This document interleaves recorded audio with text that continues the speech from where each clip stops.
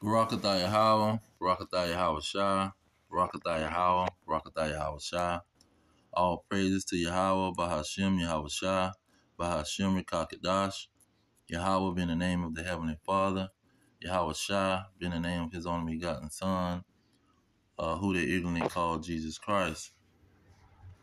Now, when you go into the doctrines that these people come up with, pretty much their doctrine is saying that the Israelites is the only enemy of the Lord. The Israelites is the only people that God is going to punish before He come and take over pretty much the earth and start ruling again in the earth. Now, when you go into the scriptures, it says totally opposite. See, he was proclaiming through the prophets how the Israelites would be punished, and that wasn't the end of it. But let's through him saying how they're being punished and how they're going to go into captivity. Let's see some of the words of how he was pronouncing it. I'm going to go into Lamentations. Lamentations, the second chapter. And Lamentation 2 dispelled a lot of things because people don't understand what heaven and hell is.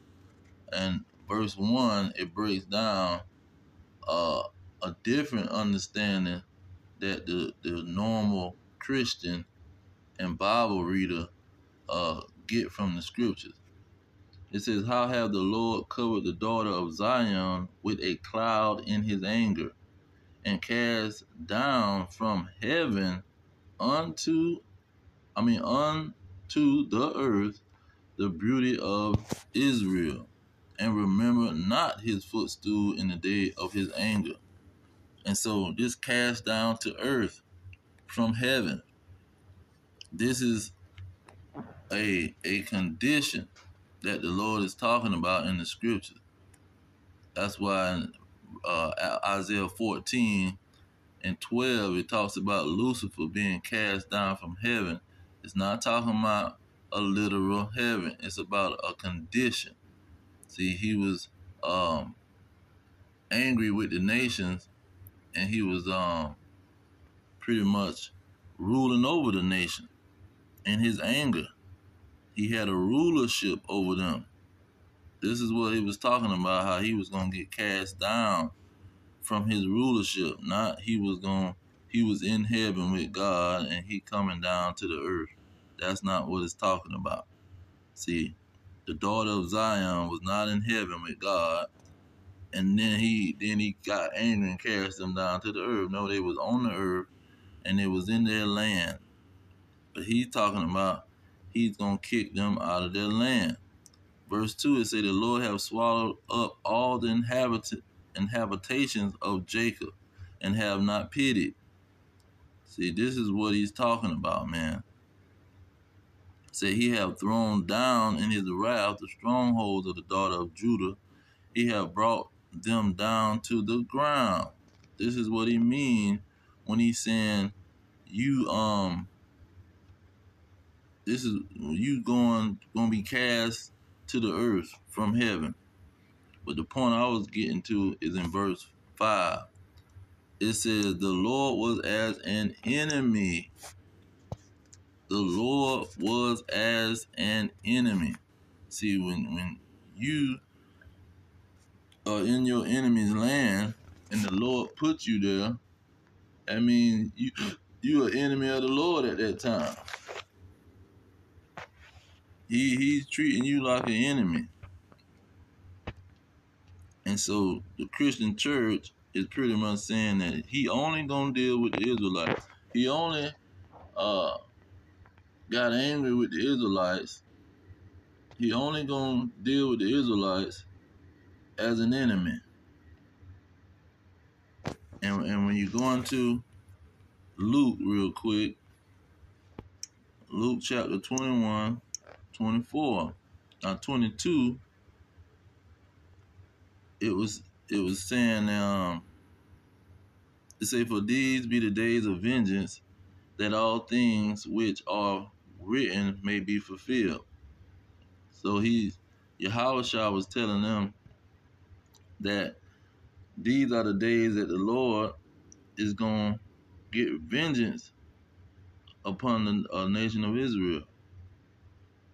And he's saying that verse 24 is saying, they shall fall by the edge of the sword and shall be led away captives into all nations. And Jerusalem shall be trodden down of the Gentiles until the time of the Gentiles be fulfilled. So the Lord was going to punish these Israelites and send them into slavery into all nations. See, he became as an enemy to the Israelites.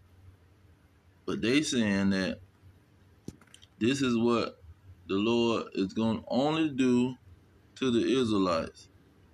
He's only going to be an enemy to the Israelites. He's not going to be as an enemy to the Gentiles who doing whatever they want to do. See, who not following his laws, who setting up Christian churches, telling people that they don't got to keep none of the laws, none of the laws of righteousness. Let's get that real quick, because the law of God is an everlasting righteousness. They are right and just. Where we at? Psalms. Let's see here. But I'll get 19 first, and then I'm going to jump down to 119. It says, the law of the Lord is perfect, converting the soul. The testimony of the Lord is sure, making wise the simple. See, the law of the Lord is perfect. You just can't do away with that law. Like, this is not the perfect way to live. The law was showing humans how to live on the earth, not just the nation of Israel. It says, your righteousness is an everlasting righteousness, and your law is the truth. So that's an everlasting righteousness. That's the right thing to do in a situation. That's what that law was. That law was perfect. That law was not just some example of some mess. It was the right thing to do in a situation. It was the way the God's creation as man should live on the earth, and nobody's supposed to change it. Nobody's supposed to downplay it and say, oh, you ain't got to worry about none of that stuff he was talking about, like the Christian church say. But let's get back into, they say he only gonna punish the Israelites for breaking that law. He only gonna be an enemy to the Israelites for breaking that law. But this is not what the scriptures say. When you go into Jeremiah 25 and 17, it says, then I took the cup at the Lord's hand and made all the nations to drink unto who the Lord had sent me, to wit Jerusalem and the cities of Judah and the kings thereof and the princes thereof, to make them a desolation, an astonishment, and hissing, and a curse, as it is this day. So he say all the nations is gonna drink, but now the Israelites, they was gonna have to hit it. They was gonna get it. Even though they was the Lord's chosen nation, they was gonna get the punishment. They was gonna get uh the curse put upon them, like they was gonna be the enemy of God. Let's jump down to get right to the point. Verse 26, it say, all the kings of the north, far and near, one with another, and all the kings of the world, which are upon the face of the earth, and the king of Shishak shall drink after them. So after the children of Israel go through their slavery period, just like Yahushua say, to the time of the Gentiles be fulfilled. They're going to go into slavery to the time that the Gentiles be fulfilled. So they're going to go into slavery, and then after them, the other nations is going to have to drink. You see? But they don't want, the Christian church is not saying this. They saying the opposite. Nope, the other nations are not going to have to drink no slavery after the Israelites. See, all kind of people done went into slavery, and all kind of people is being mistreated. No. And all the nations are the enemy of God. No, that's a lie. The Lord, let's get it out of Isaiah 14 and 18. See, this is what is not being told to the people. It say, all the kings of the nations, even all of them, lie in glory, everyone in his own house. See, all of the kings of the nations is lying in glory. It's the time of the Gentiles. It's the time for the Gentiles to lie in glory. They get to enslave the Israelites. Let's go ahead and get it. Revelation 18 and 3, it say, for all nations have drunk the wine of the wrath of her fornication, and the kings of the earth have committed fornication with her, meaning they all in league with her. They have a union with her. And the merchants of the earth are waxed rich through the abundance of her delicacies. So all the nations are lying in glory. They getting rich off the children of Israel, who the first ones to go into that punishment, to go into that curse, to be an enemy of the Lord. So they not the only ones that's gonna be an enemy. But let's get some further stuff on this nation of Israel being swallowed up by the Lord, an enemy of the Lord. Verse 5, it says, whose possessors slay them and hold themselves not guilty. So the Israelites will be slayed by the sword, just like Yahweh said in Luke 21. It say, and they that sell them say, blessed be the Lord, for I am rich. Who's selling them? All of the nations, because they was going to go into captivity into all nations. So all the nations is getting rich off the Israelites. It says, and their own shepherds pity them not. See, they leaders is not going to stand up and tell the truth about what's going on. They gonna get a check from the so-called white man and be a pastor and get to telling a bunch of lies. See, that's why they don't pity the shepherds. Don't pity them not, because they got fake blacks, Hispanics, and Native Americans, to be specific, that's gonna sell out their own people for some money. See, so that's why the shepherds pity them not. And the only people that's in slavery is the Israelites. The only people that's being as an enemy to the Lord. See, the Lord got them as an enemy. Look at Daniel 9 and 11. It says, yeah, all Israel have transgressed your law, even by departing, and they might not obey your voice. Therefore, the curse is poured upon us, and the oath that is written in the law of Moses, the servant of God, because we have sinned against him, and he have confirmed his words which he spake against us, and against our judges that judged us, by bringing upon us a great evil. See,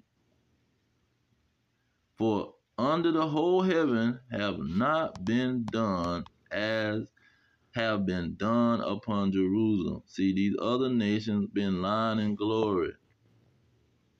They not been been treated as an enemy of the Lord. They in their land. They have a government and a king and leaders that don't sell them out for no money. See, don't put them in help them stay in captivity for some money. See, they ready to fight and die. The samurai say, we will die, chop our head off, and we would kill ourselves before we snitch and trade out on our people. See, but no, that's not what these other nations is doing. They not snitching out their people. They willing to die about that thing. And the Israelites, see, they quick to be a traitor to their own people. Martin Luther the King talking about join with your enemy and we can all hold hands and go to school together. See, this is the crap that is happening to the Israelites. And no, everybody ain't went into no captivity. That's another lie. See, only the Israelites is in captivity, and they the only one that's is as an enemy of the Lord. And let me finish that Lamentations 2:5. It say the Lord was as an enemy. He have swallowed up Israel. He have swallowed up all her palaces. He have destroyed his stronghold and have increased in the daughter of Judah mourning and lamentation. See, these people, let's get it out of the Lord's mouth. They lying and glory in their own house. Look at what he's telling them in verse 3. It say, for I was envious at the foolish when I saw the prosperity of the wicked. See, they prospering. They ain't lying and glory in their own land. Verse 5, it say, they are not in trouble as other men, neither are they plagued like other men. See, they not in trouble like the Israelites.